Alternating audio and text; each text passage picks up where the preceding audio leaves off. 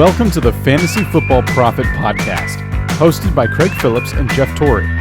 Visit us at fantasyfootballprophet.com. And now your hosts, Craig and Jeff.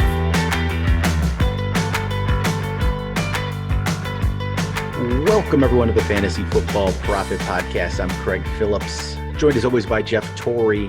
And today we're back talking week 2 in the NFL. I guess today's pretty much just the story of the day is injuries, right? That's everything. Injury after injury today. The biggest one being Saquon Barkley, which is just, devastating, really, honestly, for anybody. If everyone got him either, second pick in the draft, or you spent a lot of money on him in the auction, and now he's done for the season. It looks like more than likely it's an ACL, and it just sucks to see that. I don't know, but it's pretty much it. It sucks. Not much else to say about it. Just no fun. But I guess let's just talk about that game, Jeff. I have the Giants-Bears game up first. So Saquon goes down, and the Giants lose 17-13. And this is going to be the interesting part. We will talk waivers next episode. But with Saquon down, Dion Lewis came in, had 10 carries, turned it into 20 yards, 4 catches, 36 yards. I mean, maybe he could be a pickup that's interesting, but I don't think this offense wasn't very good here. And I don't think without Saquon, how can they be it's going to be ugly, right? Yeah, I would think. I mean, you have to give him a try. There's not that many running backs to go around. Yeah. So we will be picking guys off the waiver in order to try to fill that void. But, I mean, if Saquon was struggling, I'm assuming someone else is going to struggle as well. It blows. It really sucks to watch a guy that you want to watch the rest of the year go down with an injury like that. You're just, stealing like kind of his the best years of him. But what else can you do? And I mean, is there anything redeemable about New York at this point? They're 0-2. It just never feels like they can fully get it going. Daniel Jones had a rough outing. No touchdowns and interception, 240 yards about. I don't know. I'm not overly confident about New York Giants in general. I'm not either. I mean, Daniel Jones wasn't very good today. The problem with Daniel Jones is he's going to have probably some good games, but how are you ever going to trust? Like, that's why he's just not a fantasy option to me. He's going to have games like this where he's, 241 yards, no touchdowns and a pick. I mean, that's going to happen, and you can't trust that. And so for me, he's just not a fantasy option. And the receivers, I mean, Slayton had a good game 1, but then this one only 3 for 33. Ingram's still a play because tight end's not the greatest position in the world. So even with a 6 for 65, you just hope for the touchdown. And Golden Tate's not really interesting. Sterling Shepard is another player that went down with an injury. I think it was a toe injury. He didn't come back to the game. This Giants situation is going to be ugly. I mean, we'll talk about the waivers again, but next episode. But with the state of the waiver wire, though, you might have to go after like a Lewis or a Wayne Gallman or something like that. So, but all right, move to the other side. How about the Bears? Another team that, I mean, it wasn't pretty. They're 2-0 somehow, which is just, I mean, I guess, right? They're 2-0, but are they any good? I don't think so. Trubisky did throw another 2 touchdowns, but had 2 picks, only 190 yards. David Montgomery was actually looking pretty decent. I'll give him that. He had 82 yards on 16 carries, 3 catches for 45 yards, and then he goes out with an injury too. I mean, everyone's going out with an injury, right? David Montgomery says possibly a neck injury. Don't know what the severity of it is. It's not a concussion, but you don't like hearing neck either. No. So we don't know right now. Yeah, and he got airborne on that one. And when he came down is when he got injured. So that is a little scary. Like, neck is nothing you want to hear about. And you're right. He did start looking like, who people thought he was going to be about, a year ago. Yep. And, whatever that means for him, I'm not really sure. And if Montgomery is out, say he's going to miss a couple of weeks or something like that. Is there Cordero, Patterson, Tariq Cohen? Are these guys playable in your mind? And if so, which one? Probably not really. Maybe, they just signed Cohen to that extension. I was hoping they would use him a little bit here. The guy's could be an interesting player, but I don't know if he'll ever get many carries. Honestly, I won't really be interested in one of their backs. there won't be enough there for me to play one of them if Montgomery's out. I don't believe so. No. And on top of that too, I mean, even the wide receivers that we got kind of hyped on, right? We're like, okay, maybe they'll be down. Obviously, this was a low-scoring game, 13-17. But you have Allen Robinson, and they try to get him the ball. I mean, 9 targets, but he only caught 3 for 33. And then Anthony Miller, following up that big game, we thought maybe it would be his coming out party. Nothing. Targeted 3 times, didn't catch any of them. There was one that he probably should have caught in the end zone, I believe, if I'm remembering correctly. So he had his opportunity, but once again, I'm just like kind of blown away by. Obviously, David Montgomery got hurt, right, and he was their whole offense for a little while. Like the fact that you can't get the passing game going at all. I know that Trubisky had 2 touchdowns. He also had 2 interceptions, but it is frustrating to watch once again. I don't think anything is going to improve. I get very worried even about someone like Allen Robinson, who has superior talent in this offense because it's going to be so up and down. I mean, how do you view him now after watching these last couple of games? I mean, I thought he was going to be a pretty decent top 10 option, but when games like this, it's just a ugly situation. And I'm still going to play him, obviously, especially for a while, but I don't feel as confident maybe as it did because I ranked him as a top 10 receiver this week, and it just didn't play out that way. That's for sure. And Anthony Miller, just disappointing there. Thought last week he looked good, and then nothing today, just nothing from him. So, just an ugly game. So we start off with an ugly one. That's let's move on to maybe some more interesting stuff, which got the next one up. Let's talk. Yeah, this is a much more interesting game. Cowboys Falcons. This was crazy. The Cowboys. I don't know how they made this comeback. That you don't see onside kicks recovered anymore with the new rules they have, and that ball just like it was the perfect onside kick. I don't know how they pulled it off. That was a wild kick. That was great. I mean, it was a lot of fun to watch. I started cheering for Atlanta only because I feel like this happens to them so often. And yeah, right. And with the last couple of games, watching them, you start wondering, like, man, are they going to have to be in a shootout every single game? Like, is Matt Ryan really going to? I mean, at this pace, he's going to be a top 5 quarterback just from, the sheer amount of times they have to throw it. He had another great game. So 273 yards, 4 touchdowns. That is wonderful. Kelvin Ridley, obviously being the good prime benefactor of that, which is really wonderful to see. I know you kind of hyped up Ridley, a breakout. We're not the only ones to think that. He's a very good wide receiver. 109 yards with 2 touchdowns. Hayden Hurst, all right. They targeted him 8 times, so he's already getting into the fold, which is good to see. 72 yards and a touchdown. Russell Gage, another touchdown. So 46 yards and a touchdown after that big game he had. We're wondering, can he go for another 100 yards? Are they going to use him that much? Is Hayden Hurst and him going to hurt each other? The weird one was the one that did get hurt was Julio. Yeah, just nothing from Julio today. Absolutely. I mean, you see this, though, every once in a while. This isn't like you see this game from Julio a couple times a year, I feel like. And, man, Ridley's just the best. I mean, I think they're probably still doubling Julio and just leaving Ridley open, but that's awesome for Ridley. It's going to be a great season if they continue to do this. I mean, Matt Ryan's not going to hesitate to go to him at all. So it's a big game. Julio, I wouldn't be worried about it. You see this every once in a while, and he'll be fine. It's Julio. He should be fine at least. Yeah. I would say. Then Gurley, a lot of carries, not many yards to show for it. And again, just nothing in the receiving end from Gurley. So yeah, and they really couldn't get it going. 21 carries, 61 yards. So, you want more out of that. But obviously this was a pass first type of game. It felt like, even though both running backs had over 20 carries, it was kind of a strange one. I'm hoping that we see more of that. I don't know if it's partially the line or what, but I don't know. I'm going to need to see another game, but they're obviously giving him a lot of carries. So that usually makes me feel a little bit better. Like you're only, getting tackled on the 1 yard line away from an easy goal line carry for him. So yeah. I'm hoping that's what it turns into. Jumping over to Dallas though. Yeah. Geez. Dak.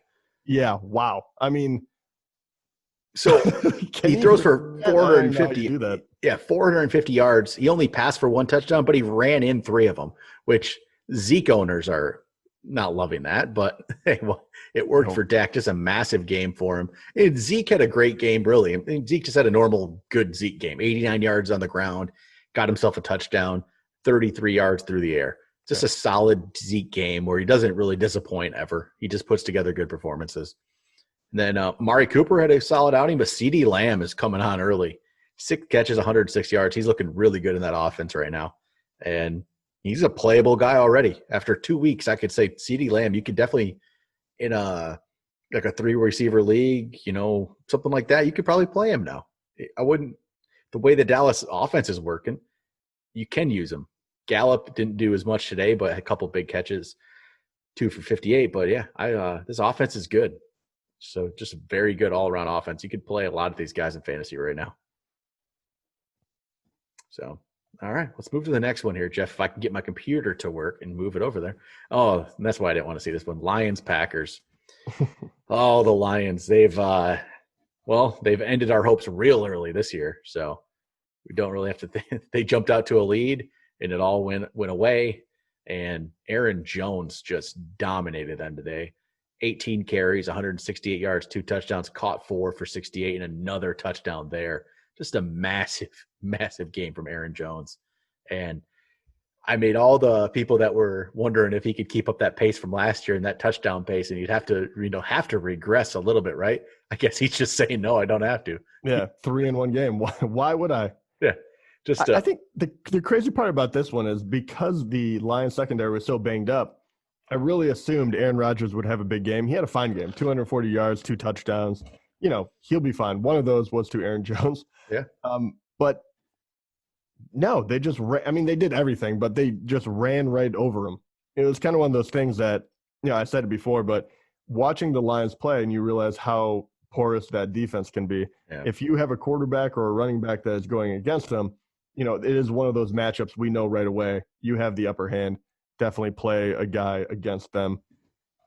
Other than that, the wide receivers, as far as they went, it's kind of all over the board. Devontae Adams. Well, Devontae, he got hurt, and I don't know. He probably could have played through it, but they didn't need him to. It didn't seem like it was that terribly, serious. I feel like, but they didn't need him to do anything. So, why risk it, right? Yeah. So that sucks for fantasy owners this week for Adams owners, but they didn't need to do anything. And then I guess with Valdez-Scantling and Lazard, no one stood out. They're the same again. Yeah, they just spread the ball around, and Aaron Jones caught one of the touchdowns, and Robert Tonyan caught the other. So none of the main wide receivers got into the end zone. So it's kind of just a lackluster performance for them. Yep. Even though they blew out, Detroit by a ton. So 42 points. There was no reason to keep slinging it. And I guess for the Lions, Stafford, 244, 2 touchdowns through a pick. Without Galladay there, it's kind of hard to love this offense. And I was going to say, he's really missing him. The one bright spot, I would say, if there is one, is at least TJ Hawkinson, tight end that you're wondering, can he make another jump forward because he was a very high draft pick. He showed up a little bit in week 1. Week 2, he showed up again. 4 catches for 62 yards is, not nothing. But you wonder if they can continue to kind of bring him along and eventually use him in the red zone like you've seen with these other tight ends. So I'm not sure if I'm, comfortable yet playing him, but he's definitely on my radar if I needed another tight end or a streamer or something of that nature. And then with the running game, though, they're splitting the carries, but DeAndre Swift is showing up in the passing game a little bit, 5 for 60. After, last week he should have got the game-winning touchdown. So at least that's happening. And maybe we'll start to see some more. In a PPR league, Swift was a good play this week. Maybe not as much for standard, 7.2 in standard, but he would have been about 12.2 in PPR. That's not terrible. So hopefully he starts seeing a little bit more work because not really much. Carryon got a touchdown, I think, but it's hard. It's all over the board for those. Those hard to predict right that. Yep. All right. Next up, got Titans and Jacksonville. Titans win 33-30, and Jonnu Smith had a huge game, 4 for 84 and 2 touchdowns. Those 2 touchdowns were just massive for him. This is what we hope for from Smith. Doesn't have to have a million catches, but get in the end zone when he gets them, right?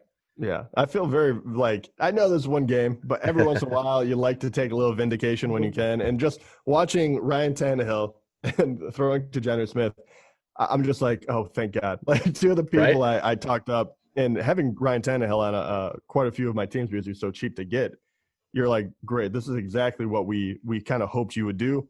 Yep. And this is all, and yes, 4 touchdowns, is that going to happen all the time to Tannehill? No.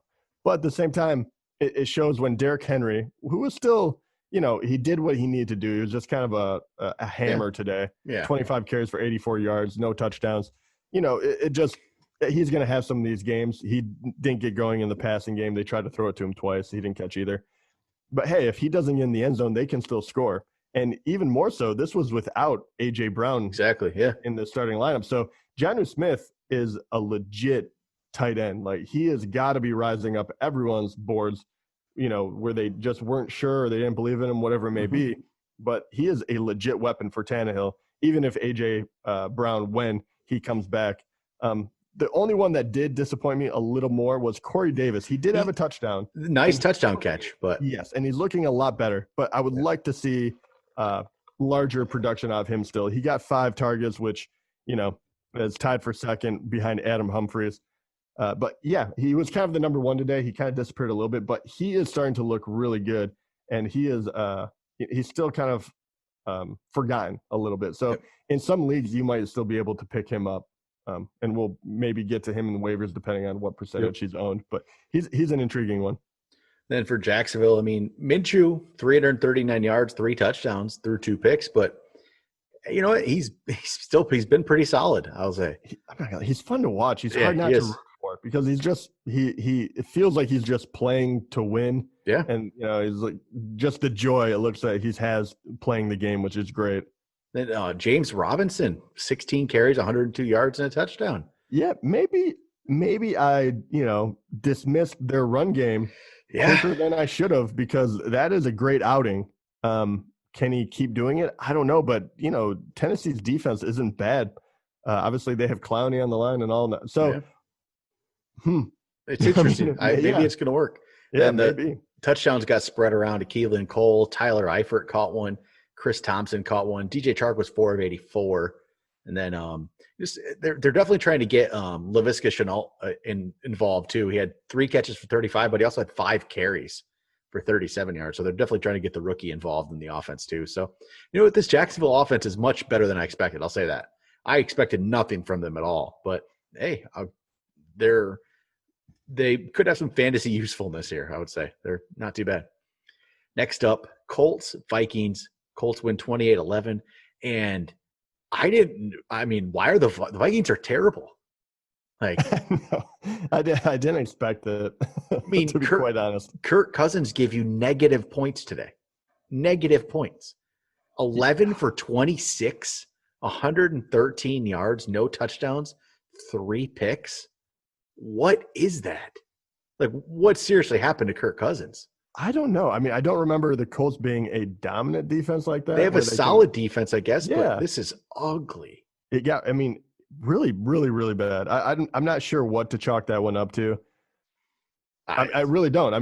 He just played terrible. I'm hoping he bounces back. Delvin Cook still did his thing if you have him. Saved 14 carries for 63, and a touchdown. And Justin Jefferson led them with yards, which tells you a lot when he only had 3 targets. So he had 44 yards. Adam Thielen, they tried to get him the ball, 8 targets, but only 3 catches for 31 yards. I can't read too much into this one because I think it was too poor of a game. I think this one's like, the high and the low you throw out. I think this one's the low. So hopefully we'll see. Yeah. But Cousins went into the fourth quarter last week with about 90 yards passing, heading into the fourth before he went off. So it's 2 terrible games in a row, really. 7 out of his 8 quarters have been really bad. Then Colts side of things, Rivers 214 touchdown, a pick. He's not a fantasy option. He's just not anymore. But Jonathan Taylor, they've just fed him the ball 26 times, got 101 yards out of it and a touchdown. He also caught 2 balls for 9 yards. But he's going to get all the opportunity in the world. So that's all you can ask for. Yeah, that is great. I mean, we definitely talked about Jonathan Taylor enough and why he's going to be good. The one that is surprising, though, and we have to talk about it, it was a possible waiver wire pickup. A lot of people picked him up wondering if they were going to ease Jonathan Taylor into it. We're talking about Nyheim Hines. And he just wasn't involved. If he wasn't going to run the ball, we thought maybe he would catch a few more. But the shocking part about that was he didn't run the ball once, and he was only targeted once. So what do you do with him if you picked him off of waivers? I mean, is this immediate? You just kind of give up on him, or do you put him on your bench for a week? Where do you go with this one? If you need somebody else, I would just get rid of him and go for one of the other waiver wire guys. Honestly, it was that ugly. I mean, and Jordan Wilkins got 9 carries. I just don't know if Hines what he's going to do. I mean, if you have the spot and you can hold him for another week, just I guess hold him. That's fine. But if you need another back, I'd just go get that back because I don't think you're going to see much from Hines. They showed it's going to be Jonathan Taylor and then Jordan Wilkins after that. So I wouldn't even not going to do anything with it. Then Paris Campbell goes down with the injury, which I don't know if they said for sure, but it looks like maybe another ACL. I don't remember exactly what happened here, but not good. Man, the injuries today were just crazy. I mean, it was. Whew. Yep, it's a rough one there. And then Mo Alley Cox led the team with 5 catches for 111 yards. T.Y. Hilton really has been non-existent, 3 for 28 today. Not really involved much. So, all right, that's it for that one. Just interesting there. Then we got Bills, Dolphins. Bills win 31-28. Josh Allen. I mean, the guy's been pretty good. He looked better today in this one for me. I mean, one of those runs he had, actually fumbled on it. He was trying to get the first down, just overpowering guys, and he didn't hold on to the ball because that's what Josh Allen does.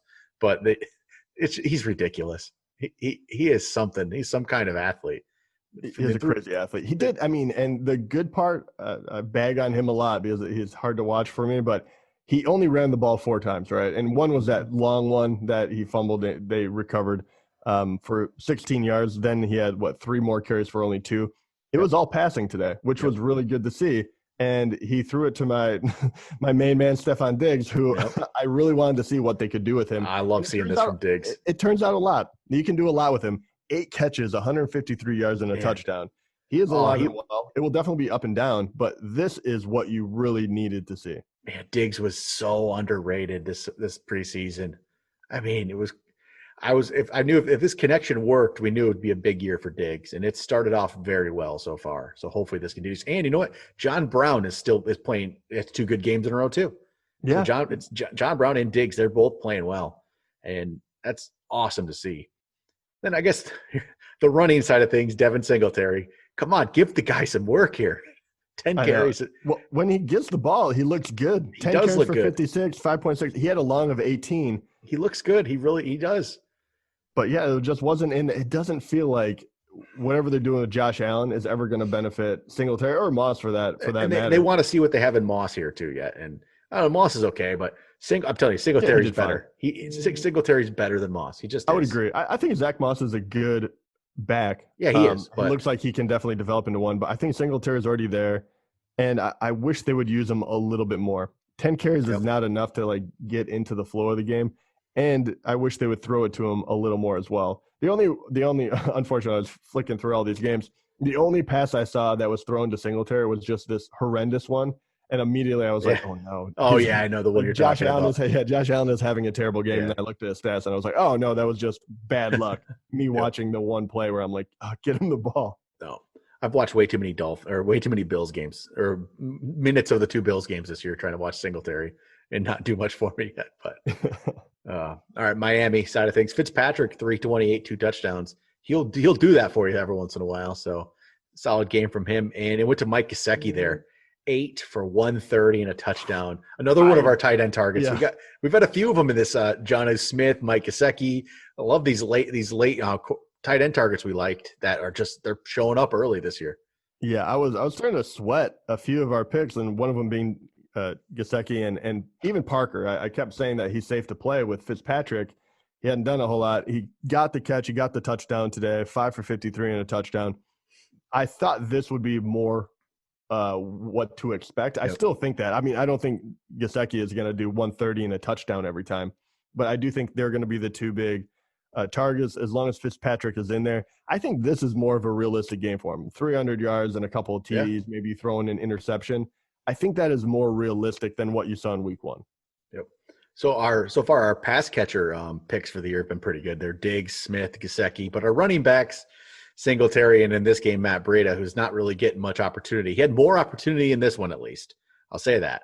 He did get 7 carries, which I'd like to see what he could actually do. But Myles Gaskin had 7 for 46, and Breida had 7 for 37. They both had a very solid yards per carry.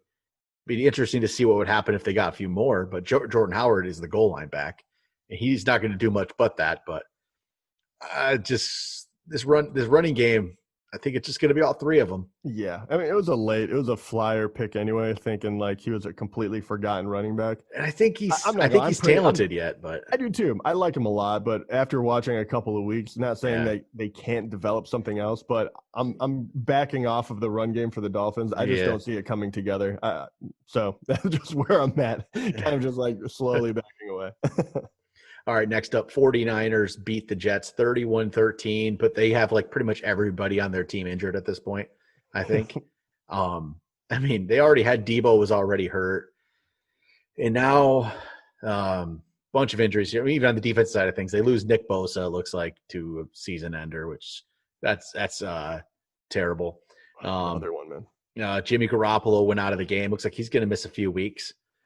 And then Raheem Mostert goes out of the game too, and looks like a sprained MCL, they say. I don't think it's too serious of an injury, but anytime you're dealing with the knee, it's just not great.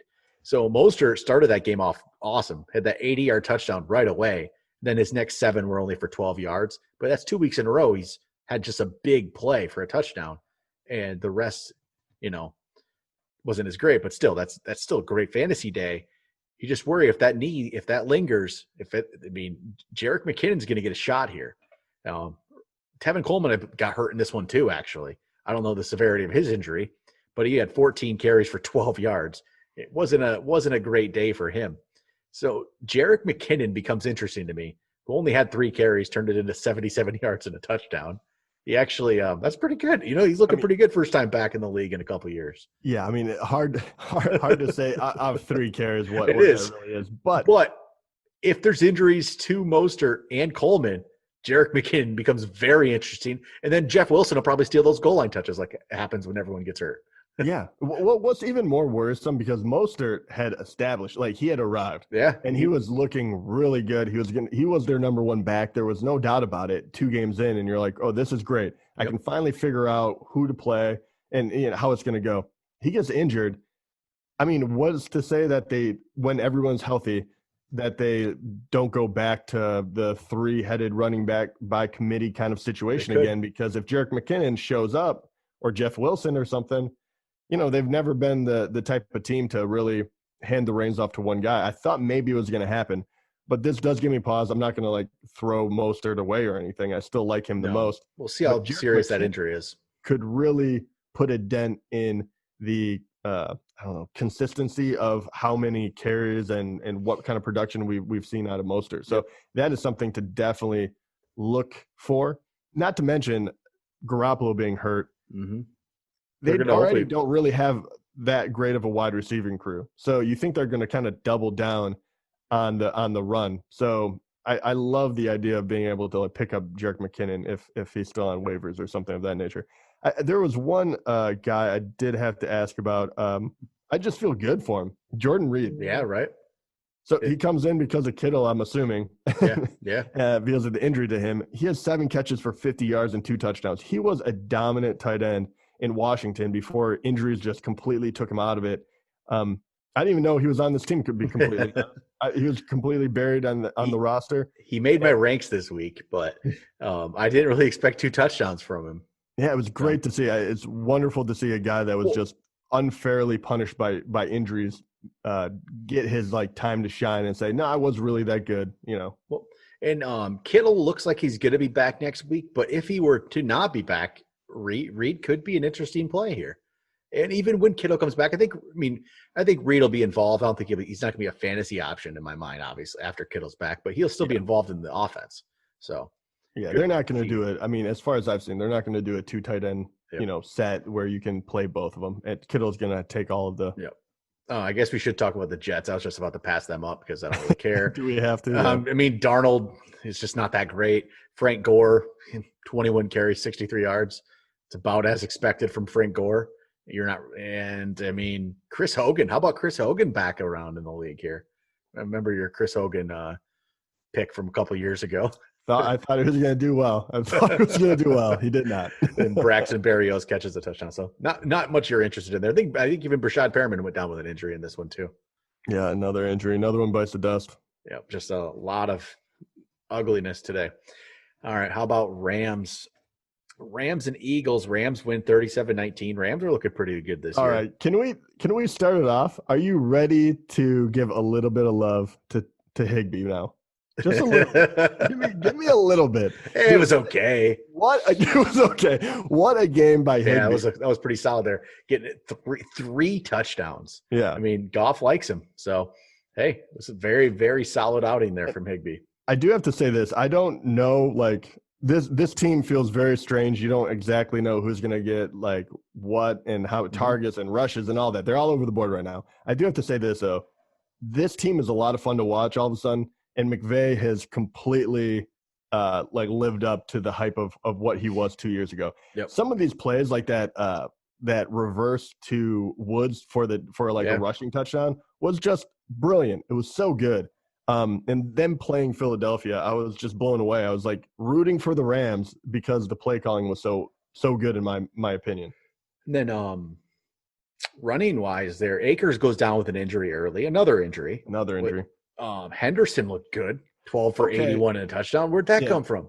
This one bums me out because I'm pretty sure I just let him go because I had to get someone else in my line. And I was like, well, Malcolm Brown's number 1, Akers number 2. Right. Hey, it was happens. I'm like, you got logical way to think about it. I know it hurts though when you're kind of you're holding on to him and maybe, and then Well, Brown was 11 for 47. I kind of think this is what they're going to do. I think they're just going to rotate it. If Akers comes back healthy, I think it's going to be a three-headed monster. I think they're going to all play. I don't see one guy breaking out. Yeah. I think this is kind of a good way to go for McVay too, because I think when you can't plan on how they work with, it's kind of like whoever's in there, that they'll just run the same play. Yep. I think it becomes a lot more difficult to figure out what play they're going to call and this and that.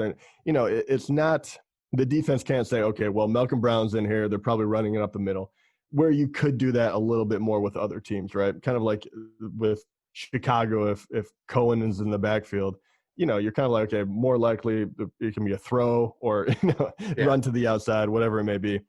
It's kind of an interesting setup with this team. We don't have to go over him, but Jared Goff did have a very nice game, 267 and 3 touchdowns. Why not? As far as the receiving goes, Cooper Kupp getting back into the fray, 5 catches for 81 yards. That's great. Tyler Higbee, obviously the big story, 3 touchdowns, only 54 yards, but who cares? And Robert Woods, only 2 catches and 14 yards. Saved it with that rushing touchdown, yeah. Yeah, three rushes for 19 yards. So even when I want to say, I told you, I'm still wrong. They're using him in every way, so Woods is always a solid play. Anything else on theirs that you're kind of surprised by? Not really, but Van Jefferson, is it good to see him? He's involved too. I think he can be a good player there, but I think they're just going to use a lot of guys on this team right now. There might not be Higbee, maybe he's going to be a pretty good tight end there. So I will say in our 2 main leagues, thank you. We're in two leagues here, one main league and a secondary league. I did start Higbee in one of those leagues this week, and I started Hurst in the other one. So I started Hurst and Higbee this week. There we go. I'll say that. On the Eagles side, Wentz not very good today. 242, no touchdowns, 2 picks.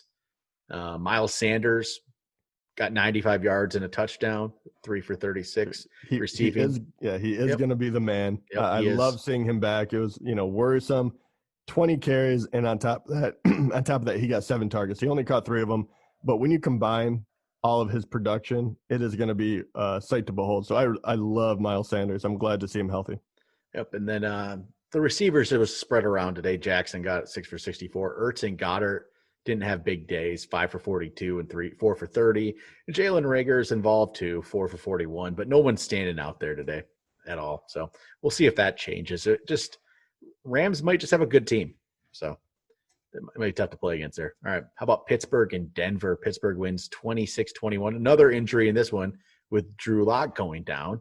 And I think Jerry Jeudy went down as well in this one at one point, and I don't believe he came back in the game after that. So Lock looks like he might be out 2 to 6 weeks was the last word I saw on that. And Jeudy, not really sure what the injury actually looks like, a rib injury possibly, but we'll see what happens there. But Jeff Driscoll came in for the Broncos. You know, Jeff Driscoll, I remember a couple years ago with the Lions, isn't a terrible quarterback. I think he'll be, obviously it's not as good as having Locke in there probably, but I don't think it's going to kill Cortland Sutton's value. But I don't think Cortland Sutton's going to end up living up to what we wanted to necessarily right now with Driscoll in there, which is disappointing. But yeah, I mean, it was good to see him in there and get targeted. I think, it's good. Maybe it'll be better than we think. I mean, Driscoll, I don't think he's terrible. I think he can sustain it. He didn't look that bad. He really didn't. I mean, stats alone, 256, 2 touchdowns and an interception when you come off the bench cold for the most part is pretty darn good. And, you're going against the best defense possibly in the NFL. They almost came back there. Fine. Yeah, I think it's not going to really kill the value here. I think he'll be okay.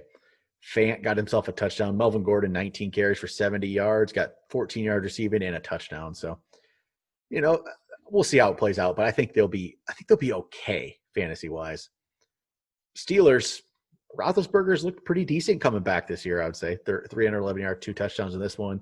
Deontay Johnson's stepping up, 8 for 92 and a touchdown. And Chase Claypool got the big 84-yard touchdown. Nice to see that one, huh? Yeah, I love seeing that. I was like, oh, please. Be more relevant than what I thought you could be. That would be the best gift. And then Juju, 7 for 48. Not a massive game there, but James Conner, I feel bad for all those people that picked up Benny Snell this week, in the waiver wire. Well, this is the hard part. We said this too. One of the questions that we got was, what do you do with Snell if Conner is healthy? Get rid of him.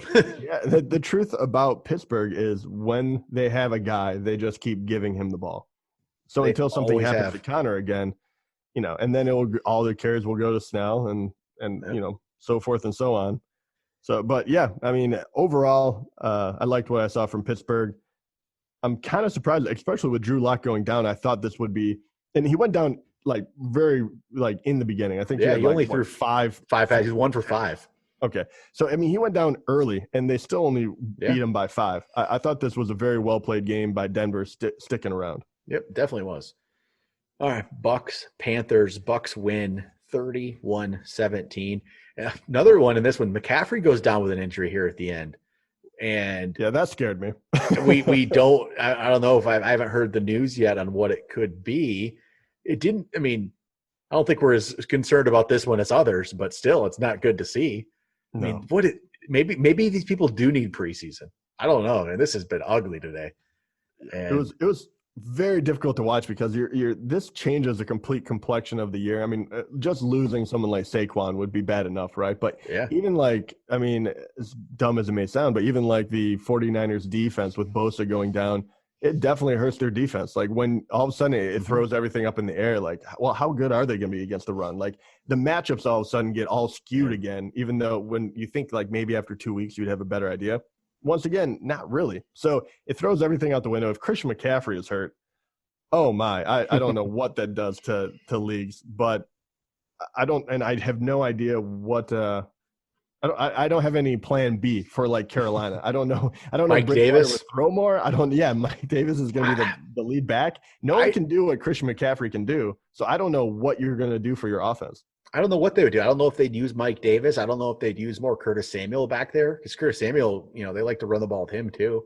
Maybe that's what it would be more. I think McCaffrey's going to play. I think he's going to be fine. It didn't seem like it's that serious, but I think it'd be more interesting for them to use Curtis Samuel back there than Mike Davis. I think we kind of know what Mike Davis is. I think Curtis Samuel would fit more with what they want to do with McCaffrey. Yeah, and personally, I think Tampa Bay does have a very good defense after watching the full game in week 1 and some of this one. I do think they have a very good defense. But saying that, Teddy Bridgewater did not look overly impressive today. No touchdowns, 2 interceptions. He threw it a bunch, 42 attempts. He had 367 yards, so that's good to see. And his wide receivers, once again, Robbie Anderson 9 catches for 109 yards. He was playable. And DJ Moore, 120 yards as well. Well, that's a typical DJ Moore game, I feel like. An 8 for 120 with no touchdowns involved. The guy does not catch touchdowns. Let's get those touchdowns. In McCaffrey, he had 88 total yards, but 2 touchdowns. He just gets it done every time. It's just it's ridiculous. Then the Bucks. I mean, Brady's not really a fantasy option, I don't think, at this point. No, he started off hot too. Yeah. In both games, he started off great in that first drive, and then they slowly kind of, And it could change, but as of right now, I'm not really looking to start Brady. But doesn't mean the weapons aren't playable. Evans 7 for 104 and a touchdown. Good bounce back for him without Chris Godwin there. And then this was the weird one. So Ronald Jones came in, got the touchdown early, thought he was going to have a decent game, and then they turned it over to Fournette, and Fournette then broke one there for a touchdown at the end. And 12 for 103 and 2 touchdowns. Personally, I think that's all she wrote. I think this is Fournette's backfield now. I think so too. It's undeniable. We knew that he was better than Rojo, and Ronald Jones is starting to look better. I mean, I do have to give him that compliment. He is starting to look better. I don't think he is at Fournette's level. I think they will use both of them, but I think that Fournette will get the lion's share, if you want to call it that. Every 7 carries to 3. I think that is the way it's going to go down, and he proved it right away. I mean, if you block for the guy, or if you don't, he'll just run someone over and go for the touchdown. So awesome to see. Yep. All right. And the one thing mind-blowing to me even now, Gronk. Yeah, nothing. No, targeted one time, did not catch one. That still blows my mind. I'm not sure why he came out of retirement for this team. He's droppable at this point, for sure. There's plenty of other guys on the waiver wire. I know, Jeff, you drafted Gronk in the league, and you're really wishing you drafted Jonnu Smith now, aren't you? Yeah, in that one, definitely. So, all right. Next up, Cardinals in Washington. Cardinals win 30-15. And, oh, man, I love watching Kyler Murray play. He's so fun to watch. The guy's so quick. 2 rushing touchdowns on the day, 8 carries, 67 yards. And then threw for 286 and a touchdown. He did get a pick as well. But, man, he is so much fun to watch. He's not Lamar Jackson. Lamar Jackson's ridiculously good, but he's the next best thing to Lamar Jackson in that way. And getting you these rushing touchdowns. Man, that was fun. I love watching Kyler Murray. I love having Kyler Murray on my fantasy team this year. It's a lot of fun. Yeah, he is wonderful. We wondered if he was going to be able to do this. I did, to be quite honest. His running ability is surpassed what I thought he was capable of. He is making people look like they're slow. He's able to cut. So quick. He is unbelievably quick. So, yeah, he is incredibly fun to watch. That's no doubt. And it's a lot of fun to watch the guys with him. Once again, DeAndre Hopkins had a very solid game. 8 catches for 68 yards and a touchdown. We're not 150 this time, but he's still the primary target. He's obviously Kyler Murray is leaning on him for that duty, so that's awesome. He's a kind of lock and load starter. Everyone else, I feel like it's going to be up and down. Yeah. And that is fine. There's no one else that I would really play. But Andy Isabella got into the action finally. Christian Kirk, Larry Fitzgerald all had about 50 to 70 yards receiving. No touchdowns other than the one to DeAndre Hopkins. And then Kyler Murray kind of did the rest, 2 touchdowns rushing. Yep. What do you think? What have you been thinking about Kenyon Drake? He's solid enough. He's a good running back too. He's not turned into that top end running back, I don't think, which some people hoped he would. But he's a good number 2. If he's going to get 20 carries a game, you're going to be fine. 80 to 100 yards and maybe gets you a touchdown every other week. I think you're going to be in decent shape. He'll probably be around 100 total yards most weeks.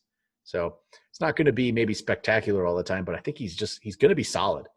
And Chase Edmonds had 3 carries. They're not going to go away from Drake. It's Drake's backfield. He's going to get all the work. Kyler's going to get – they're not really designing as many runs for Kyler, I feel like, as maybe Lamar Jackson had. It's more Kyler scrambling from what I see. Yeah. But so Drake's still going to get a bunch of carries. Then Washington, Haskins wasn't terrible. He's still not very good, but this is better. It looks like he's coming along. Yeah, it's better for sure. And you know what? I don't really care about Haskins at all for fantasy, but I just need him to be good enough to make Terry McLaurin good for fantasy. And he was very good today. 7 for 125 and a touchdown. McLaurin looks really good. He just looks like a really good player who's making it work on a not a great team. Then Antonio Gibson, 13 carries, 55 yards and a touchdown. But I think, honestly, this could be – I don't know how much more you're going to get from Antonio Gibson than this. I think he's a good player too, but I don't think they're going to be winning many games. They're not going to be able to run the ball a lot, and I don't even know if Gibson can handle a lot of running. But again, only one catch for Gibson. I thought he was going to be involved more in this passing game, and maybe that'll come, but it's just not there yet. Yeah. So, all right, got a couple more games. Chiefs-Chargers. So this one was interesting. Chiefs had to go to overtime to win this after Justin Herbert got the surprise start after Tyrod was injured in pregame warmups. And Herbert, I liked him. I actually really liked Justin Herbert in this one. He impressed me. Freaking great. Oh, man. I was blown away. I did not – I mean, every part of the game, I don't think I had a bad thing to say about him. No, I really enjoyed watching him play. And, he's a strong guy too. This one scramble he had, the linebacker tried to take him out, and man, he took that guy out big time. Yeah. Wow. Yeah, I mean, he knocked himself out trying to tackle him. Herbert it was one of those that looked scary for a moment, but wow, yeah, he's a big guy. I mean, what, 230, 6 whatever, 6'4", 6'5". I'm impressed. I'm really impressed with Herbert. Yeah, watching him in college, I wasn't sure if he was going to be able to adjust to the speed right away, but he looked really, really good. Even the interception, it's a rookie mistake, but it wasn't necessarily what I would call like a bad throw, where you're just like, where did that come from? They still had to make a play on the ball. It was great. And even more so, which I love for the teams I do have Eckler on, him coming in really helped Eckler. I mean, he looked like the guy from last year, right? So he had 16 carries for 93 yards. That's wonderful. And then on top of that, he had 4 catches for 55 yards. Yeah, solid. You add all that up, and he's looking really, really solid all of a sudden. Josh Kelly got himself 23 carries today, but only turned it into 64 yards, but 2 catches for 49. But Kelly's not going away. He's going to be involved in this. It wasn't a great, maybe yards per carry day, but he's involved in this offense for sure. Yeah, I mean, they're trying to put him into the Melvin Gordon role. I mean, they really are. For sure. And Keenan Allen had a solid outing, 7 for 96, and Hunter Henry 6 for 83. So I think those are solid games. They just didn't get the touchdowns to go along with it. But, this Chargers team, that was a pretty solid game for them. Herbert got the job right there, right? Like, that's it. He won that job. I mean, he has to. Tyrod he's done. Yeah. Tyrod just comes in to start a game or so, and then for the rookie to come in. That's what he does. It's kind of brutal for him. I feel bad for him. But, hey, Herbert came in. He played like that. He wins the role. I mean, that's just what it was. You almost beat the defending champs. Yeah. And honestly, they probably should have. I was really rooting for the Chargers. I mean, it's always fun to watch Mahomes lead a drive, but I felt like the team that deserved it today did not get the win, to be quite honest. Oh, really? I kind of agree. I'm just saying I was really impressed with Herbert today. I did not expect to see that, so that was cool. So, on the Chiefs side of things, Mahomes is not a great day for Mahomes. 27 for 47. But I love that. That's what I know. It's funny. I love that the stats do not show how much he struggled early on, but 300 yards and 2 touchdowns, you'd be like, anyone else would be like, that's a great game. And he scrambled for 54. He had a 3rd and 20 where he scrambled for a first down. And I guess the disappointment here would have been Clyde Edwards-Helaire, only 10 carries for 38, did get 6 for 32, but only 70 total yards in this one. So after week 1, you're thinking, oh, man, you got yourself a big-time guy here. And, I think he's still going to be that for the most part. But this just wasn't as great of a day for the Chiefs. But you know what? They still get the win at the end of the day. Yeah. This probably is one of the worst you'll see from them. Then Tyreek Hill got himself a touchdown. Kelsey got a touchdown, 99 yards for Hill, 90 for Kelsey. Yeah, and Hill with the big one in actually to tie the game up, really. Yep. And then I'm happy none of us bought into Sammy Watkins, right? Well, he got hurt. I know he got hurt too. Everyone gets, but that's Sammy Watkins for you. Everyone's hurt. If they didn't show up, they're hurt. When Sammy Watkins not got hurt too, like this is what he does. So. Yeah, I mean, I'm not overly, Yeah. I shouldn't say sympathetic, but I'm not surprised by that one. All right, looks like the last one we have here. Ravens Texans. Ravens win 33-16. Texans are kind of a mess on offense. I'll start with them. They're just really a mess. Missing Hopkins. Oh man, Deshaun Watson misses Hopkins big time. He at 275, 1 touchdown, 1 pick. I mean, Cooks was 5 for 95. That was decent. Cobb 5 for 59. I mean, did Will Fuller even play? Well, I was about to ask, did he get hurt too? Because he got one rush, but he didn't. I don't even think he was targeted. And as far as I know, I do not know that he got hurt, but it would make more sense than what I'm looking at right now. Okay, he was slowed with a hamstring injury from what I see. Surprise, huh? Dude, that guy is so frustrating to own. I mean, that's what we always said. Very talented guy, though. I will say this as the positive for this one. There wasn't a lot to positive to take away. Once again, Baltimore is just obscenely good team. And last week, too, they made Cleveland look dumb. Cleveland looked a lot better this week. Texans will be okay. They're 0-2, but I think they'll be able to turn it around. Brandon Cooks, that is the silver lining, right? The fact that we finally did get to see him play and do something, even in a game that was completely lost. 5 catches for 95 yards is definitely what you want to see, because he is definitely someone that we thought was going to be playable, and we weren't exactly sure how this all was going to come up. But with Fuller being a little hobbled like he usually is, he came to the forefront. I love to see that. So I think Brandon Cooks moving forward is definitely a guy that should be thinking about throwing in your lineup. Maybe one more week, and it would, if he does this again, you'd be like, yeah, okay, he's finally developing into one of Watson's guys, and that is what you're kind of waiting to find out. Who does he trust? Who does he throw to? Since Hopkins is no longer there. Yep, and then David Johnson had more. That's more what I expected from David Johnson. Yeah, I know. I don't want to rag at him too much. No, but that's just let's not look into too much. Not loving this offense right now. That's for sure. They got to figure something out. If this stays this way, Bill O'Brien's going to be looking for a job next year. They can't play like this. So, but all right, that's all I got. We got Patriots Seahawks still going on. So we'll talk about that next. We'll talk about that in the next episode when we talk waiver wire. We'll give you a little. We don't have to talk about Baltimore. They're all really good. Oh yeah, we forgot about Baltimore. I don't even need. I mean, they're just good. I forgot about them. I guess this would be my only question. The receivers are what they are, right? Marquise Brown has the long ball ability, whatever that may be. Lamar is freaking amazing. As far as the running backs, that's the only thing people are going to wonder about, I assume. Where are you at? Gus Edwards, not completely out of it. They just let everyone run the ball.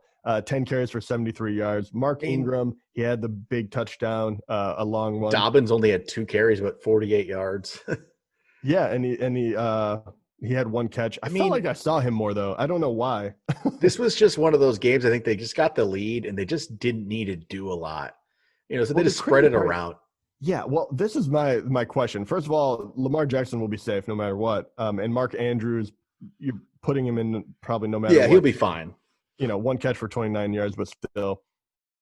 They will be up in a lot of games. How does that affect your opinion on – does it just hurt wide receivers or your running backs? Even running backs, how much can you trust one since they use 3 and any of them can score? Honestly, the funny thing is, as good as this team is, I think I can only truly trust Lamar and Mark Andrews, even though I say that after Mark Andrews just 1 for 29. But being at the tight end position, you're still obviously Mark Andrews is great. But you plug in Lamar and Mark Andrews with that's about it though. Marquise Brown can be in your lineup, but it's more of like a wide receiver 3 flex type thing. He's no guarantee. And then Mark Ingram, I think I'd okay with Ingram as a flex, but you're hoping for touchdowns. In Dobbins, you're just hoping for touchdowns. I think Lamar and Andrews are the only thing that you can count on, which is funny with how good of a team they are. But they just have so many guys they can use. So, there's usable guys, but you're not guaranteed anything from them. I'll say that. So yeah. And should we talk about New England and Seahawks since it's almost done, or should we leave that to another? Well, we'll wait for the waiver wire show. We'll bring that up next show.